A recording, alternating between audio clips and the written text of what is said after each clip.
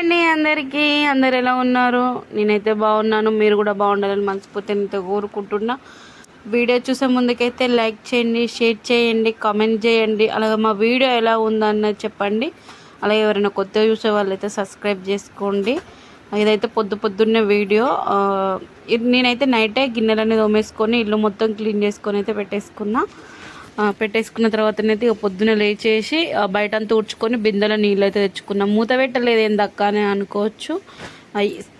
అంటే తెచ్చినాక ఏమంటే బియ్యం పోసి కడిగేసిన అన్నట్టు, తర్వాత మూత పెడతా అని చెప్పేసి ఆపిన. ఇక్కడనైతే నేనైతే బియ్యం కడుగుతున్నా. బియ్యం కడిగి పెట్టేసుకుంటే అయిపోతుంది. పని ఉంది అని చెప్పేసి అన్నారు, కానీ ఉన్నదో లేదో పోయేదాకా మాత్రం తెలియదు. పని ఉందన్నది ఒకసారి, లేదని ఇంకోసారి అన్నారు కాబట్టి తెలియదు పోవాలా ఉండాలని చెప్పేసి. నేనైతే ఇక్కడ వంట స్టార్ట్ చేసేసిన. అప్పటికే నేను బియ్యం కడిగేసరికి ఏదో పొద్దున్నే లేచి అయితే కడుగుతలేను, 7:30 అట్లా అవుతుంది. అప్పుడైతే మంచిగా బియ్యం అయితే కడుగుతున్నా అన్నట్టు. బియ్యం ఫాస్ట్గా బియ్యం అయితే ఒక 2 సార్లు కడుక్కొని మూడోసారికి అయితే ఎసర పెట్టేసుకున్నా. ఫస్ట్ మేము బ్రష్లు వేసుకొని ముఖం కడుక్కున్న తర్వాతనే ఈరోజైతే బియ్యం కడిగి పెడుతున్నా అన్నట్టు. అంటే నైటు గిన్నెలన్నీ తోమేసుకొని మంచిగా పెట్టుకున్నాం కదా.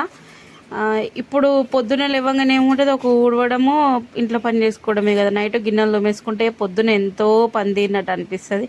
అట్లా అని చెప్పేసి ప్రతిరోజు నైట్ అయితే తోమేయను. నేను నిన్న పొద్దున్నాక బోళ్ళు తోమలేదు, తోముకుంటే ఆడేసినందుకు నైటు అమ్మో గిన్ని బోళ్ళ అని చెప్పేసి ఫస్ట్ అయితే బోళ్ళు తోమేసిన. నిన్న ఎందుకో నాకు చేతగాలే కాబట్టి పడుకుండిపోయినా, అందుకనే బోళ్ళు ఏమి తోమలేదు. అమ్మో ఇన్ని బోళ్ళు ఉంటే బాగోదని చెప్పేసి నేను నైట్ పడుకునే ముందు తోమేసి మళ్ళీ పడుకున్నా అన్నట్టు.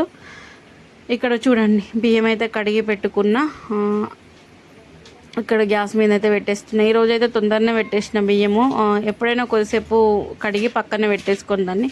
ఈరోజు లేవడము లేట్ అయింది, అలాగే పని చేయడం కూడా లేట్ అవుతుంది కాబట్టి బియ్యం అయితే పెట్టుకుంటాం. ఇక్కడ నేను అన్నం పెట్టేసి బియ్యం అయితే గ్యాస్ మీద పెట్టినా కదా, అక్కడ అన్నం అవుతుంది. ఇక్కడ అలాగే పప్పు అయితే కడుగుతున్నా అన్నట్టు.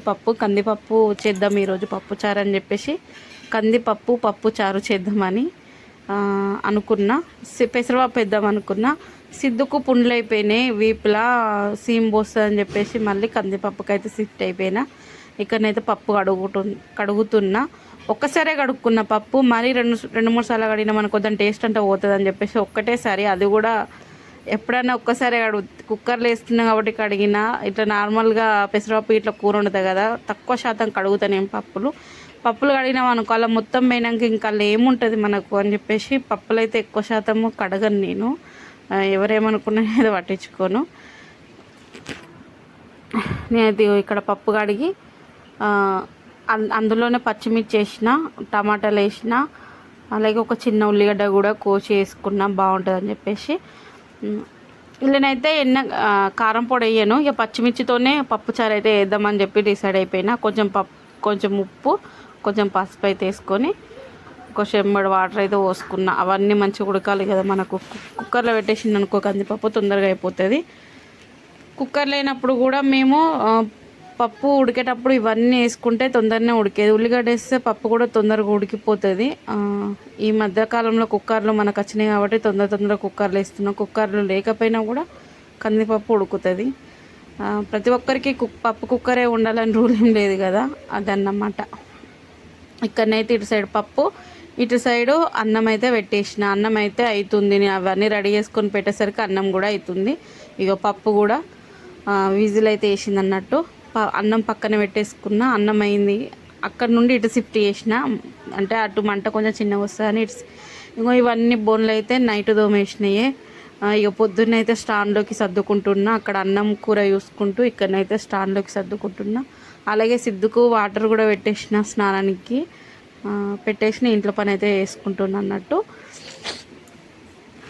ఈరోజు ఎందుకో పాలు లేకపోయేసరికి ఇబ్బంది పడ్డాం ఇద్దరం అన్నట్టు. రోజు తాగిన పానం మూకోదు కదా, అందుకని చెప్పేసి కొద్దిసేపు అటు ఇటు అని ఆలోచించినాము. ఏం లేవు, సపరేట్ ఉన్నాము, ఇక అడ్జస్ట్ అయిపోయినాం అన్నట్టు. అవి పాలు లేకపోయేసరికి సాయంత్రం తెస్తలే అని చెప్పేసరికి సిద్ధు సైలెంట్గా ఉండిపోయిండు. పాలు లేక రోజు తాగిన అలవాటుకు లేకపోయేసరికి ఏదో మర్చిపోయినామన్న ఫీలింగ్ అయితే వస్తుందన్నట్టు. రోజు కంటిన్యూ చేస్తున్నాం కదా, ఇట్లా ఒక్కసారి సడన్గా అయిపోతే ఇబ్బంది అనిపిస్తుంది. ఏదో మర్చిపోయినాం, మనం ఏదో మిస్ అయిపోయినాం అన్న ఫీలింగ్ అయితే వస్తుంది. నాకైతే అలాగనే వస్తుంది, మీకు వస్తుందో రాదో నాకైతే తెలియదు. కానీ ఇక్కడనైతే పప్పు అయితే ఉడికిపోయింది. పప్పు అయితే ఒక 3 విజిల్ వేపించిన అంతే. ఒక 3 విజిల్ తర్వాత కుక్కర్ అయితే ఆఫ్ చేసిన. కుక్కర్ అంటున్నా, గ్యాస్ అయితే ఆఫ్ చేసిన. సారీ, ఏమనుకోకుర్రి. అప్పుడప్పుడు కొన్ని మాటలు మిస్టేక్ పోతాయి, ఎవరికైనా కావచ్చు, నాకు మాత్రం పోతుంది, ఎందుకో మర్చిపోతున్నా.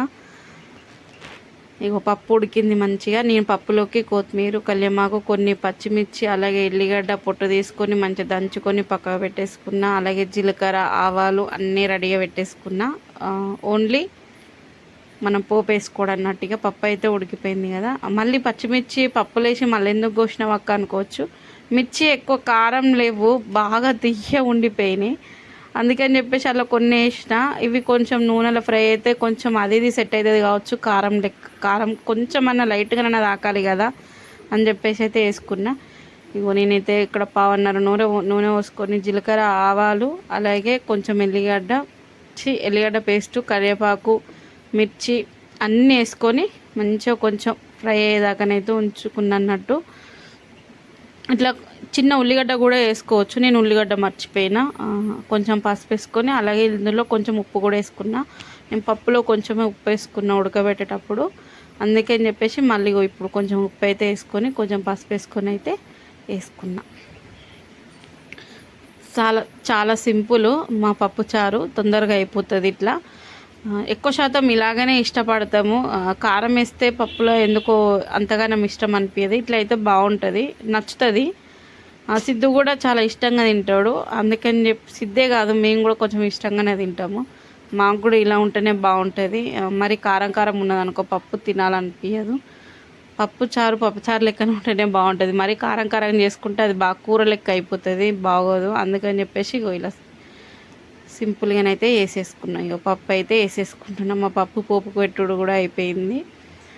మీలో ఎంతమందికి కందిపప్పు చారు అంటే ఇష్టము? మేమైతే తింటాము. మా సార్కి అయితే అస్సలు నచ్చదు, ఏదో బలవంతంగా ఒక పూట తినేసరికి విరక్తి పుట్టేస్తుంది. మేము తింటాము, అన్ని పప్పులు తింటాడు, కానీ ఎందుకో కందిపప్పు, శనగపప్పు అంటే ఎక్కువ ఇష్టం అనిపించేది. ఒక్కొక్కరికి ఒక్కొక్కటి నచ్చుతుంది కదా. మా వారికి ఏమో కందిపప్పును శనగపప్పు నచ్చదు. మేము అన్ని పప్పులు తింటాము. కొద్దిసేపు అయితే గ్యాసు తక్కువ పెట్టుకొని కొద్దిసేపు అయితే మసల పెట్టిన పప్పు చాలా బాగా వచ్చింది. ఆ తర్వాతనైతే సిద్ధుకి అయితే పెట్టేస్తున్నా. సిద్ధు కొంచెం పప్పు కదా, కొంచెం వేయవా అని అడుగుతుండు. ఇది వేసిన తర్వాత నేను ఏం చేసినంటే కొంచెం నెయ్యి వేసిన. సిద్ధు కోసమే నెయ్యి కొనుకొచ్చిన నేను. ఎందుకంటే పాపం సిద్ధు కొంచెం వీక్గా అయిపోతుండు అని చెప్పేసి అయితే కొనుక్కొచ్చినాం నెయ్యి. పప్పు వేసిన కదా, ఇందులోని కొంచెం నెయ్యి అయితే వేసి ఇచ్చినట్టు. సిద్ధు స్కూల్ డ్రెస్ చినిగిపోయింది. ఎంత కుట్టినా కూడా మళ్ళీ చినిగిపోతుంది, ఎంత కుట్టినా మళ్ళీ ఇనిగిపోతుంది. ఇక సార్కి చెప్తే సార్ ఏమనలేదు. ఇక నేనైతే సివిల్ డ్రెస్ అయితే వేసుకొని పోతా అని చెప్పేసి అయితే సిద్ధు అయితే సివిల్ డ్రెస్ వేసుకొని పోతుండు. సిద్ధు వెళ్ళిన తర్వాత ఇంట్లో పని అంతా కంప్లీట్ చేసుకున్న తర్వాత బట్టలు నానబెట్టేసి ఇక్కడనైతే నేను బట్టలు అయితే పిండుతున్నా. ఎంత పని ఇవ్వని వేయచ్చు, కానీ ఈ బట్టలు పిండడం పెద్ద టాస్క్ అయిపోతుంది కదా. నిన్న ఒక్కరోజు బట్టలు పిండలేదు, ఈరోజు పొద్దున్నే బాకెటెడ్ బట్టలు అయితే నానబెట్టేసిన. మేము ముగ్గురేమో ఉన్నాము, ఒక్కరోజు విండపోతే తెల్లారేసరికి బాకెటెడ్ బట్టలు ఎలా అవుతున్నాయని ఊక ఆలోచిస్తున్నా. నేనైతే నాకే అనిపిస్తుందా, మీకు కూడా అనిపిస్తుందో కామెంట్ చేయండి. నాకు ఎందుకో బట్టలు వినడం ఇష్టమే, కానీ ఒక్కరోజు విండపోయేసరికి గిన్ని బట్టలు అయిపోయినాయా అని అనిపిస్తుంది. అలా అని చెప్పేసి రోజు వినలేము కదా, ఒక్కసారైనా గ్యాప్ ఇస్తాం కదా. ఆ ఒక్కసారి గ్యాప్ ఇచ్చినందుకు ఇన్ని బట్టలు అయినాయి. అప్పుడప్పుడు అనిపిస్తుంది నాకే. అందుకే నేను రోజు విండుకోవాలని అనుకుంటా. పోనీ ఒక్కరోజు విండిపోతే ఏమవుతుంది అని మళ్ళీ అట్లా అనిపిస్తుంది. ఇట్లా నాకే అనిపిస్తుంది, అట్లా నాకే అనిపిస్తుంది. ఈ బట్టలు విండు పెద్ద టాస్క్. ఫ్యూచర్లో చూడాలి వాషింగ్ మిషన్ కొనుకొచ్చుకోవాలని. ఎవరికైనా కోరికలు ఉంటాయి కదా, నాకు కూడా కోరిక ఉంది బట్టలు విండు ఏందిరా దేవుడా అని చెప్పేసి. కానీ మనకు తప్పదు. వాషింగ్ మిషన్ కంటే మనం ఉతుక్కుంటేనే బట్టలు బాగుంటాయి. అందరు ఏదో వాషింగ్ మిషన్ అంటారు, కానీ నాకు వాషింగ్ మిషన్ వద్దు, ఏదొద్దు. ఇట్లనే పిండుకుంటే జీవితకాలం ఉండు తప్ప ఏది లేదు. ఇక్కడనైతే ఇక బట్టలు జాడిస్తున్నా. నీళ్ళు చేదుకోవడం అతి పెద్ద కష్టం. ఆ బొక్కేం చక్కగా లేదు, కిందికి వెళ్ళి నీళ్లు గారిపోతున్నాయి. మా ఓనర్ని ఒకటి వనకరమ్మంటే బొక్కనైతే వనకస్తలేదు అసలు. ఏం చేద్దాం, మన ఎంతైనా రెంట్కున్నంటే రెంట్కే అంతే. ఇక మన సంతిల్లు లెక్క అనుకోలేము. ఎంత అనుకున్నా కూడా ఎన్నో ఒక్కడ లోటు అయిపోతూనే ఉంటుంది. అప్పుడప్పుడు అనిపిస్తుంది పూరి గుడిసైనా మనది మనకుంటే బాగుండాలని అనిపిస్తుంది. అవునా కాదా చెప్పండి ఫ్రెండ్స్? ఇలా రెంట్కున్నాం అనుకో, వాళ్ళు అన్నయ్య పడాలి. మనం చేసినా చేయకపోయినా, మన తప్పున్నా లేకపోయినా ఎవరు ఏమన్నా వాడాల్సిందే. బ్యాడ్ లక్ అంటారు కదా దీన్ని. ఈ బ్యాడ్ లక్ మాకే యూజ్ అవుతుంది, అన్నిటికీ వర్తిస్తుంది మాకే. ఏం చేద్దాం, ఫ్యూచర్ ఎలా ఉంటుందో తెలియదు. కానీ ఒక్కటి మాత్రం నిజం, ఈ రోజులలో చిన్న గుడిసెనైనా సొంతంది ఉండాలి. ఎక్కడ బతికినా మనది మనకన్నట్టు ఉంటుంది. అంటే మనం ఏం చేసినా మనది మనకు వర్తిస్తుంది. మనం ఒకరి ఇంట్లో ఉన్నాం కాబట్టి అది ఏది వర్తించదు. ఎట్లా ఉన్నా కష్టమే. ఇంత చిన్న తప్పు చేసినా కష్టమే, పెద్ద తప్పు చేసినా కష్టమే అన్నట్టు మనది మనకుంటేనే సాధ్యమవుతుంది. అది ఏదైనా సరే, చిన్నదైనా పెద్దదైనా వస్తువైనా ఏదైనా మనది మనకే సాధ్యమవుతుంది. అవునా కాదా చెప్పండి ఫ్రెండ్స్? ఇక్కడనైతే ఇక నేను బట్టలు జాడించుకుంటున్నా. తొందరనైతే ఇక బట్టలు కూడా జాడించిన. అప్పటికే టైం మస్తు లేట్ అయిపోయింది. ఈరోజు ఎందుకో చేద్దామన్నా కూడా ఇంట్రెస్టే లేదు. కానీ ఈరోజు కూడా బట్టలు వినలేదనుకో, రేపటికి ఇంకా మోపడైపోతే ఇక నాతోని కాదురా దేవుడా అని చెప్పేసి అయితే తొందరగా బట్టలు అయితే జాడించేసేసి నేనైతే స్నానం చేసి వచ్చిన తర్వాత అవి ఇవి మొత్తం పిండేసుకొని బట్టలు అయితే ఆరేస్తున్నా. అయ్యో మా బట్టలు చూడండి, ఒక్కరోజు విండకపోతే అన్ని ఇట్లా లైన్గా పడ్డాయి కదా. ఏం చేద్దాం ఇక.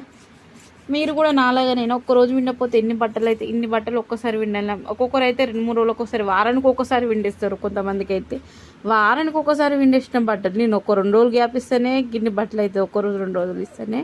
వారం రోజుల కాడ విండకపోతే వాళ్ళకి అసలు ముక్కాలి అనిపిస్తుంది నాకైతే. గంటసేపు కూడా టైం తీసుకొని విండుతారు చూసినావా, వాళ్ళు గ్రేట్ అసలు. వారం రోజుల బట్టలు ఒక్కరోజు విండేస్తారు, వారానికి ఒక్కసారి విండేస్తారు బట్టలు. నేనైతే ఒక్కరోజు తప్పించి ఒక్కరోజు, లేకపోతే 2 రోజులకు ఒక్కసారి అంతే. ఎక్కువ గ్యాప్ ఇచ్చింది అనుకో మనతోని కాదు బట్టలు విండడము. ఇక్కడనైతే నేను ఆరేయడానికి మంచి బకెట్లో బట్టలు పట్టుకొని దండం దగ్గరికి అయితే వెళ్తున్నా. ఆల్రెడీ ఇక్కడ వాళ్ళు ఆరేసుకున్నారు, అవన్నీ ఆరిపోయినాయి. అవి ఓనర్ వాళ్ళ బట్టలు, అవన్నీ తీసేసి స్కూటీ మీదనైతే పెట్టేసిన బట్టలు. పెట్టిన తర్వాత ఈ ఒక్కొక్కటి అయితే నేను ఆరేస్తున్నాయి. ఇక్కడ ఫస్ట్ అయితే నైటీలు, తర్వాత లంగాలు, ప్యాంట్లు అయితే అన్నీ ఆరేసిన. ఇవి కొంచెం మందం ఉన్నాయి, ఇటు ఎండ పొడుపు వస్తుందని ఫస్ట్ అయితే ఇవన్నీ ఇటు సైడ్ ఆరేసిన అన్నట్టు.